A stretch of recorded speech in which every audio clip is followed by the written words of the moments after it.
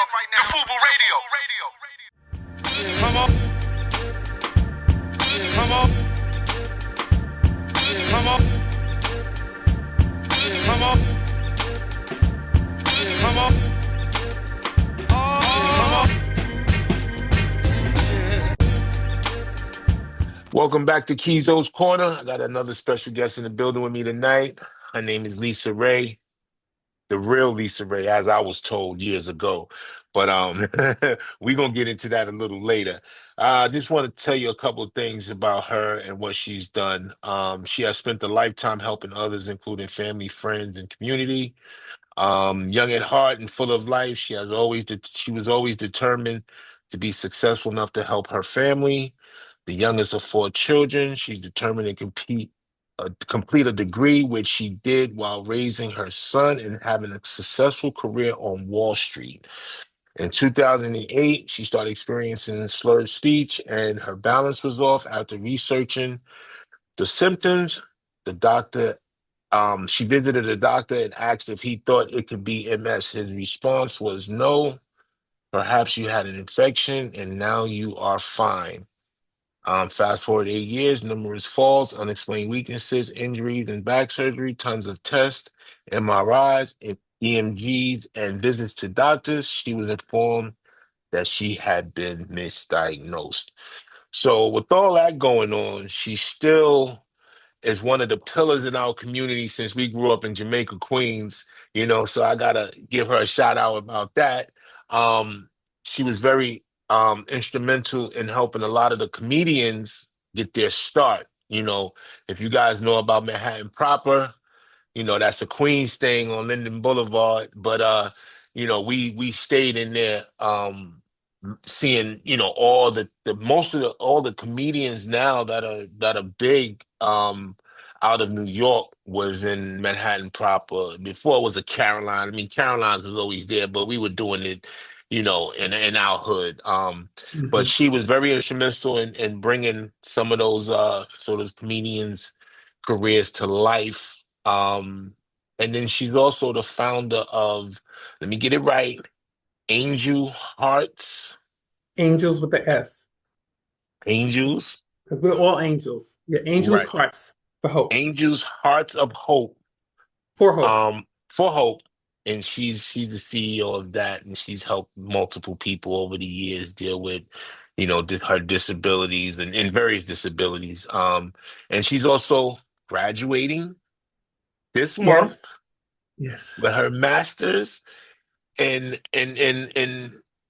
disability studies. Disability studies. That's what it is. I'm sorry I slipped on that. I had everything in my mind, but so we want to welcome to Kizo Corner Miss Lisa Ray. How you doing, Lisa? I'm doing good. Thank you so much for having me. Finally. Thank you for pulling up. I know when you reached out to me and was like, hey, I'm graduating. I want to sit down with you, and I just jumped at the chance to have you on the show. Last time I saw you, we did like a podcast or something together. And then we kind of reconnected there, and it's been a few years since I saw you. But so how's everything going? Tell us about what you got going on, and all the stuff that you do for the community. Well, everything is going well, thankfully. I'm still here. Any day above ground is another day to get it right. That's what I always say. And so yes, I just completed my master's in disability studies, and so I'm excited about that. And I graduated May 28th at the Barclay Center, and disability studies is not something, obviously, I grew up saying, oh, I'm aspiring to do this. I'm going to help people with disabilities. But then when I reflect on my life, as a child, I was always helping people. I was helping people in my family, the seniors or, people that were disabled in my family, people that may have had mental health issues, whatever it was, I was always helping. And so when I reflect on that, I realized that God has been preparing me for this work for so many years. And so now when I found the program Disability Studies, or actually the program found me, when I read through this program, I was like, it was like speaking to me directly. So I said, I have to do this because I wanted to get the credentials. And Mhm. with getting the credentials and having the lived experience of having multiple sclerosis, I believe I could be more effective. And I Mhm. have been effective to this point. Angels Hearts for Hope Foundation was founded over COVID. And we was in the house, everybody was trying to figure out life. And even with me, I work at York College radio station, so we were still doing radio from home. Mhm. You figured out how to do it and we did it. But Right. I took that as an opportunity to start the organization. I said, I'm home, I have the time, let me do it. And I did it. And next thing you Mhm. know, we was off and running. So now we're 6 years in and we're helping people with multiple sclerosis and raising awareness in the community, because the big thing about that is people in the community that are able-bodied need to connect with people that have MS and understand that while they may have some challenges walking or even with their cognitive ability, they still have gifts and talents and can contribute to society in a positive way. Right. So I think learning about that helps people to come together. You know, sometimes, us in our community, Mhm. we tend to run from things, because I know even therapists, like, you tell a black man to go see a therapist years ago, and It's and, like and I was taboo. and I was one of those people. I didn't want to sit down with a therapist and divulge information because of who I was, and I felt like this information could get out, and I didn't want it to get out, and so I Hmm. just kept it bottled in. And sometimes I talk about, how Charlemagne just kept talking about mental illness and therapy, Hmm. and Hmm. Hmm. and it for me, I know it kind of opened up my mind a little bit. Like, okay, well, maybe you do need to sit down with a therapist. Maybe it's not that bad. And then over the years, I know a lot of people that have sat down and dealt with therapists. But I know for a lot of us in our community, we don't like to deal with certain situations. If we're Trauma. going through something, yeah, if we're going through something, we feel like we can get through it ourselves. And that's not always the case. I was Hmm. just explaining to you about my cousin. I know, she one day she was a vibrant, bright, energetic, travel the world type of person. And then, one day she discovered things were off, and when she went and got treated for it, she found out she had MS, and she's been dealing with that ever since. Hmm. She's not the same person, but she's not beat down. Like she's Right. still vibrant and she's still thriving. But she's not the same person who she was. Right. Right. And then I see, through her daughter, I see her living all over again. And Hmm. her daughter reminds me just as much as she did when she was growing up. Hmm. Um, And that's a but blessing. yeah, it is a blessing. Hmm. So, you know, I always say this about Queens, right? It's Hmm. it's something in the water, right? No matter what field we go into or people we touch, there's something about Queens, about us coming from Queens and having this drive and this energy. I know I got my drive and my energy from watching people like LL Cool J and Run Hmm. DMC and Russell Hmm. Simmons. And where did you get your drive growing So, up in Queens? so what's so funny is that well, my father was a cop. He was in Okay. World War II. World War II. Like I Hmm. said, I'm the youngest. I, I probably barely made it here, but Hmm. he was in World War II, and then he was a cop for 32 years. And he was, back in those days, and I knew all of the drug dealers. I knew business people, drug dealers, whatever. But they looked out for me and my cousins and my sisters, Right. and everybody respected my father. And a lot of times when people needed some guidance, they would come to my father. And my father was the kind of man, kind of cop that would help people, young people in the community, young Right. women, and especially the men, because I had some, you know, uh, tough men in my life that Hmm. were in the street, but my father became like a father figure to them. So Right. I always say cops and criminals think the same. That's what I always say because they do. They really do. And I was able to be street smart, Hmm. but I was always grounded in get your education. Your education is most important. And my greatest inspiration was my dad, and then also my mom. My father was no nonsense, tough from the South, and my Hmm. mother was Puerto Rican, and she was a very Okay. sweet and loving woman, and she fed the community. She fed everybody. They would come to the house, and she'd be giving them the Spanish patties, the patelillos, and stuff like that. She would make it, Hmm. and all of That's the what we used kids to loved do back Mama. then. We used to Yeah, that's what was called the neighborhood. yes, and we were.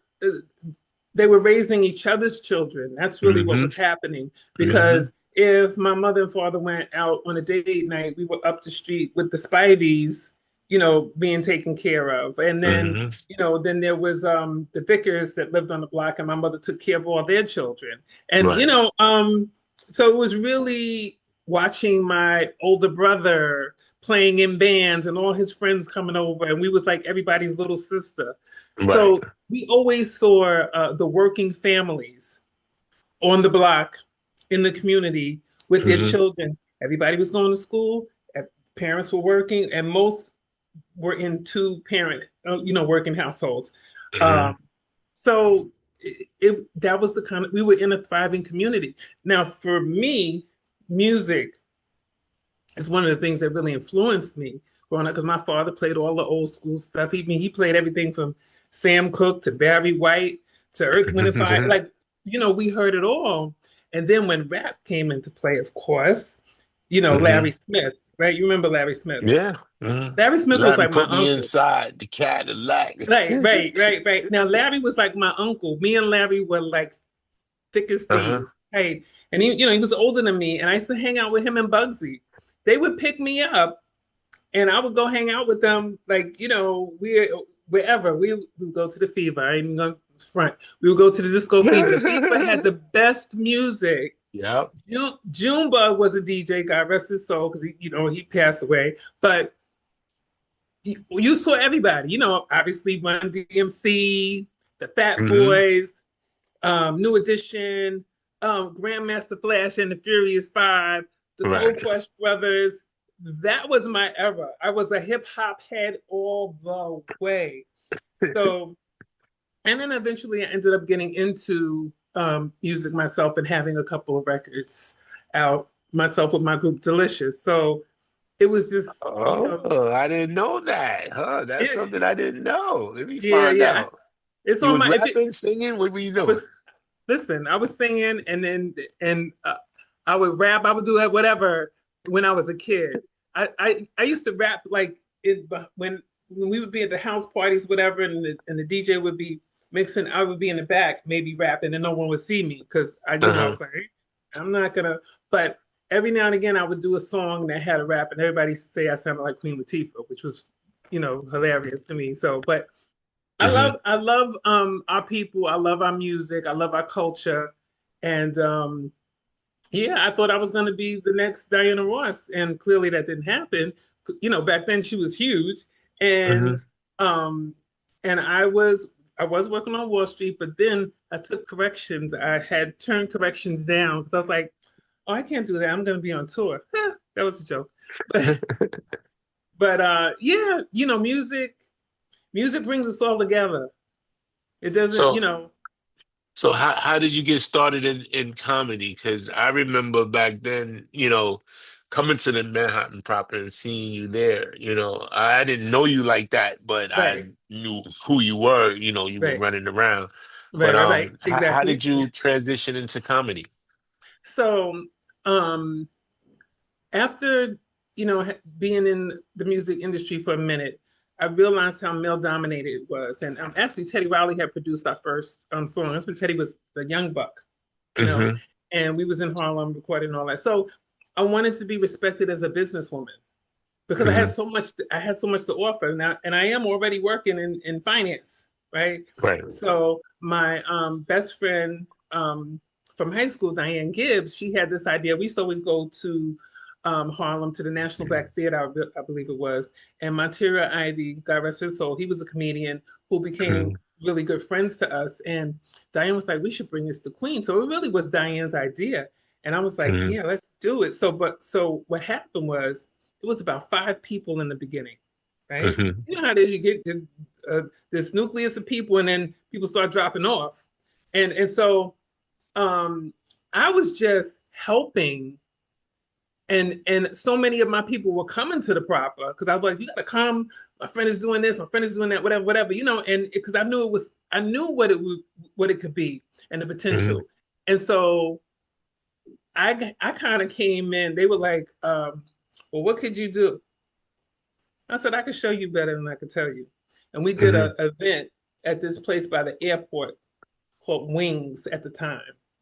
And Terry, um, Terry that's Hodges my was on the guy. Yeah. show. Charlie Barnett, God rest his soul. Remember Charlie Barnett used to perform Mhm. at West Fourth back in the day. And, Yep. and another young man, I can't think of his name. I see his face, and I think Hamburger might have been on that show as well. But anyway, I think I sold like 150 tickets, something crazy. They was like, yeah, we need her. Anyway, but Diane was saying Lisa needs to be down from day one. But, the guys would kind of push back, whatever. But Mhm. guess what? The two people that ended up standing was me and Diane. And Right. and they called us the dynamic duo. And nobody did it like us. She understood me, I understood her. What she Mhm. didn't have, I had. What I didn't have, she had. And it was a Right. beautiful balance. And we were always open to helping everybody. We did. Mhm. From Tracy Morgan to Mike Epps to whomever, that people that were like had no recognition back then. We were like, Yeah. yeah, That, you that, that, back then, that's when I became a fan of Talent. Talent yes, was like, he was like one of the first guys. I have a crazy Manhattan Proper story. you do. I was in Manhattan Proper one night and I brought a young lady with me, Uh-huh. and Supreme was in there, Yep. right? Hmm. And my brother-in-law, he was there too. So Supreme tried to like play me for my woman that I was with. So Oh, I didn't really? know who. I heard of Supreme, but Yeah. I've never like I didn't I guess I maybe I just didn't recognize who he was. Right, right, right. Um, I don't know if I was drinking, I don't know what the situation was, but I know I wasn't having it, right? And my whole face, my whole just the Demeanor. way yeah, my demeanor was just sitting there like, man, you better go ahead. So my brother-in-law grabs me like, bro, hold up. You don't want to do that. Right. That's Supreme, man. Like, don't talk to him like that, man. I'm like, Uh-huh. man, I don't give a hoot woot. Like, I was in Yeah, yeah, there, yeah. and then Preem was looking at me like, you know how Preem, he got them green eyes. He He looking was at you real like, chill. He yeah, probably just just looking like at me, leaned and I'm back. like, Hmm. and we wound up becoming cool years later. Yeah. But that was Mhm. my first. I had after he told me who he was, I kind of calmed down a little bit. But you mentioned Terry Hodges. Terry Hodges, we did a comedy uh DVD years ago called Snap. So we had Terry Hodges in there, and we had Naeem from Kevin Hart's crew. Hmm. Hmm. Naeem, he was in there. He was funny. I didn't know who he was. I didn't know he was part of Kevin down with Hart. Kevin Hart at the Right. time, but I thought he was funny as hell. Thought he was really witty. But we had those two guys but almost went up against each other, but Terry had lost to this other kid. But just thinking about the Manhattan Proper brings back so many memories, man. Yeah. It's like that was like the place you had to go. It was on Tuesday, right? Listen, and the thing is, Tuesday night. Now Tuesday night, yeah. Tuesday night traditionally for us in Queens was ladies' night, the encore, right? Back Yeah, in the yeah. day, right? Uh-huh. But so on a Tuesday night in Cambria Heights, who's going to Queens? Everybody was actually. They came Yeah. from everywhere. If you got off the plane at LaGuardia or JFK, your next stop if it was a Tuesday night, was straight to the proper. Yeah. And we had everybody from, you guys came in when you guys were we were wearing your shirts, walking around with your shirts, and when Uh-huh. you guys were like starting out. And Yep. and I mean Onyx. I know that's all your people. Everybody, like you would LL, see everybody in the the proper. Giants, the Jet LT came there back in the day. Now, you know, the Hmm. young people may not know who he is, but he was there back in the day. Madonna, Hmm. Bobby Yeah. Brown, of course. Tupac was there. I got pictures with Tupac, which is amazing. Um, you know, so and it was fun. And you know what? It wasn't, you know, you gonna run into a celebrity or two there if you came on a Tuesday night. And the comedy was, it was like we were like a mini Apollo because if we gave the Yeah. New Jacks an That's what I was gonna opportunity, say. Yep. oh my God, those New Jacks would get, and guess what? So I think I may have told you this before, but back then, you know, we didn't have a budget for a DJ. Mhm. I was the DJ. I had a bag of cassette tapes, and we had a cordless mic. And if the New Jacks got on there and they bombed, I would play like, you know, In Vogue was up, never gonna get it, never gonna get it. That and Yeah. people would be on the floor, you know. Oh So yeah, man. yeah, we didn't have a DJ. And then after Hey, that, fake it we till had you make people. it. Fake it till you make And, it. and trust me, they didn't care. They didn't know. And I know music, so I was able. I had what Cypress Hill. Here is something you can't understand. I would play all of the stuff, all of the stuff. Yeah. Oh man, that brings back so many memories. Hmm. So tell us about your graduation. Barclays, are you excited? You know. I am excited. You know, I finished. I did my final project was an e-portfolio, so I built a website. So it tells. I think I sent it to you. It's all things Lisa. Hmm. My it tells you about my background, why my passion for people with multiple sclerosis, and encouraging, empowering people. Some of the things that I'd like to do long term because I really like. Okay, let me go back to the graduation. I am excited, and I am looking forward to using this degree because I didn't get it just to get it, Right, and it really affirmed or confirmed that I'm pursuing the right thing because right, I'm already doing the work. I'm right. already doing the work, and I don't. You know, not everybody can be alone and be okay. I can because Hmm. I'm confident. I'm still Lisa. Actually, I feel like I'm better because I have more Hmm. empathy and understanding for people with disabilities, all Right. disabilities. So there was a time when I would see people and it would be a little awkward if I saw them in a wheelchair or something. And you always wonder, you wonder what happened to them, especially if it's a young person. You know, it Hmm. will cross your mind, but maybe you didn't know how to approach them. But now I'm Right. like, hi, how you doing? You know, and I'm just they're just like anybody else, and people with disabilities don't want to be treated like, oh, they're, you know, they're helpless. Right. And you know, and I want them to know that not only are they not helpless, they're not hopeless. So Right. angels watch for hope. So I'm grateful that God brought me this far. I finished with a 4.0. And I was, Congratulations. and this was like, you know, no chat GBT. You know, I needed to know what I'm doing. You know, Right. I mean, I'm not saying I'm not going to use AI in the future or whatever, because it does help in a lot of things. I've been playing with some images and stuff, and I'm like, okay.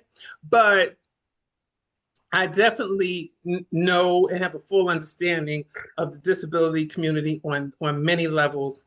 And I always said I finally realized why God gave me this big mouth to advocate for people, to speak up, because I'm, you know what? I remember when I was younger and I used to go sing, and you know, you're in front of all these people. I was like, oh my God, you know, it can Hmm. be nerve wracking.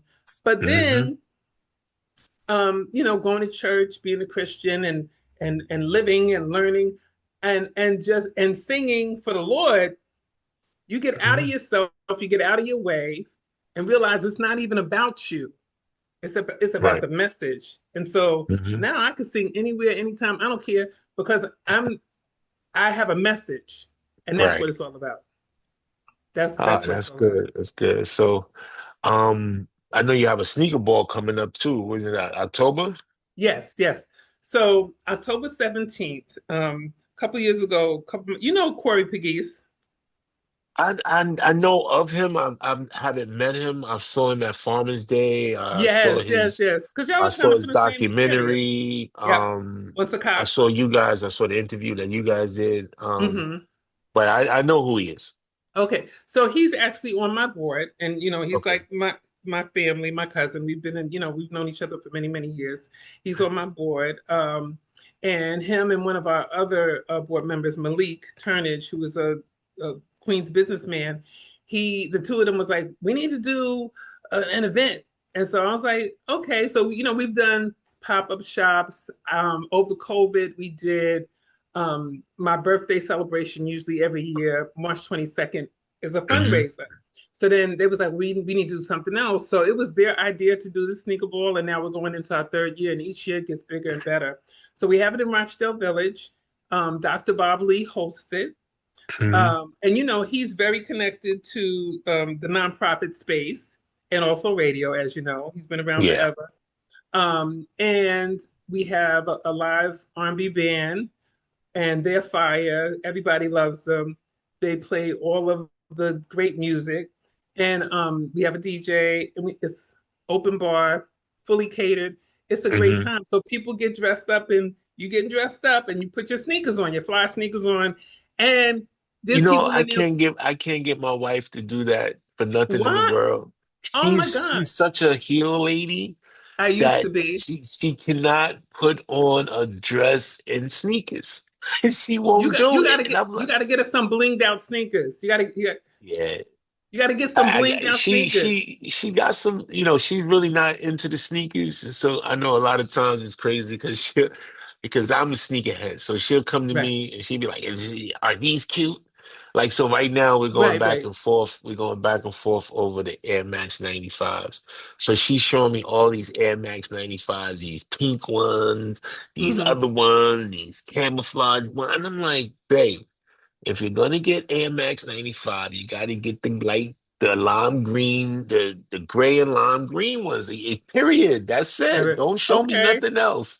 So, but she just, I don't know. I'm gonna get her some blinged out sneakers. Yeah. I saw some sneakers I sent her the other day that were Mhm, really, really fire, and they were all mhm. blinged out, and she liked them. So I'm gonna see if I can get Yeah, something done for her the like bling that. sneakers with a cute dress. I mean, see, the thing about this is, I I used to run in a pair of 4-inch heels, Hmm. and now I'm in sneakers 99% of the time. Once in a while, I may throw on a sandal in the summer, whatever, but I'm Right, most comfortable and stable in right. sneakers, And because sneakers. I have something what they call a drop foot. So you ever see people walking kind of dragging their leg? Yeah, They either have most they either had a stroke or they had MS, and right. MS causes a drop foot, and I believe stroke does too, or it has that presentation. Because a lot of Hmm. times people be like, "Well, when did you have a stroke?" I said, "I did not have a stroke." Right. Like, I had an allergic reaction a few weeks ago, and I had to call the ambulance because I was like, "Oh my God!" I was Heat was rising, my face was red like a lobster, and all this. So anyway, they came and gave me some Benadryl drip.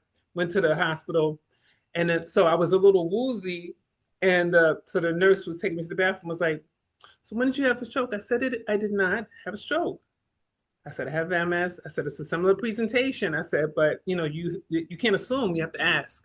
You Right. know, uh, um, what happened or what's going whatever something. But don't just assume a person has Right. a stroke or whatever. You have to ask." Well, I'm And glad you're okay now. Um, and I want to appreciate you just for reaching out to me. This is a dope interview. thank you. And I definitely am gonna try to get her them blinged out sneakers so we can come to your sneaker ball in It's October. fun. She Yeah, will. definitely. I mean, our people are in there. You're gonna have a good time. It is a great time, and it's a fundraiser. It's a celebration of life. Right. That's what I call it. And the last couple of years, like last year, I think I sang a song with the band. They put me up there. I sang a little bit, but Hmm. and I rapped. I did. I did. But you know why? Because the first year, Dr. Bob Lee, because Dr. Bob Lee does this little rap thing that he does, whatever, and he got the Uh-huh. crowd into it and everything. And he had introduced me, right? And then he started rapping. I was like, "You just introduced me, and now you're rapping." I was like, "What's happening right now?" So So when he finished and I finally got up there, I said, well, I'm gonna rap too. I said, y'all are gonna catch up. And so I started rapping and they gave me a beat, it was Huh? cool. It was cool. And the whole crowd was like, go listen. And then I was like, that's all I got. It was fun. It was fun. Nah, definitely, definitely. Um, Anything else you want to let the Yeah. So community yeah, know? I think what's important to let everybody know is that if they visit the website, angels with an S, heartsforhope.org, you can go on Google, you can Google us, and we have grants available up to $500 where we help people with multiple sclerosis. So it could be for copay assistance, if you have out-of-pocket expenses, if you need a device, or we helped a lady get a stair lift recently. We helped Okay, someone get a ramp. We help someone get eyeglasses. Not everything is covered. Like even me, I'm on Medicare, so not everything that I get is covered. I always have to come out of my pocket. right. So I know that there is a need, and we have been able to help people. And most recently, so this is big, we became a trusted resource for the National MS Society. Hmm. So, and they have a huge database. And that was just from me volunteering last year at their Dinner of Champions. I made such great connections Hmm. that now we're a trusted resource for the MS Society. And then this year, our guest speaker, that's the other thing, every year we have a guest speaker. Hmm. And this year we have the executive director as I guess of the National MS Society speaking. So people are gonna, he has a lot of insight. He can give a lot of information that's gonna encourage and motivate people. And then again, with the community being there, they'll learn more. Because a lot of times people see me and they're like, what happened?" And I'll tell them, and I'm transparent with it. Everybody is not going to be transparent. Some people want to hide, but I just want everybody to know that there is hope and not to give up on themselves. And I will help them in any way that I can. That's the real deal. Let the people know where they can find you, Lisa. Okay, so Angels Hearts for Hope has an Instagram. So Angels Hearts for Hope, you'll see the logo. Let me see if I can show you. See the logo? It's Right. like that, right? So, and it says Angel's Heart, so it's like some wings. And then on Facebook as well. And then if they want to reach out to me personally, the real underscore Lisa Ray on Instagram, and Angel Ray, because my middle name is Angel, so that's where Angel came from. So it's Lisa Angel Ray on Facebook. That's the personal. All right. Hey, Lisa, thank you for coming on Kizo's Corner and FUBU Radio. Thanks for Appreciate having me. you. Love you. Good seeing you Love you again. more. Um, Anytime you have anything else you want to share with us, I'm a phone call away. Just let me know and we'll do it again. All right? Okay. See you at the All sneaker right. ball. I'll be there. I'm gonna get wifey them sneakers too. I'm gonna try to get Yes. her to wear that. We'll see. We'll see. Another Sounds good. episode of Kizo's Corner in the Can. Later. Peace. Peace.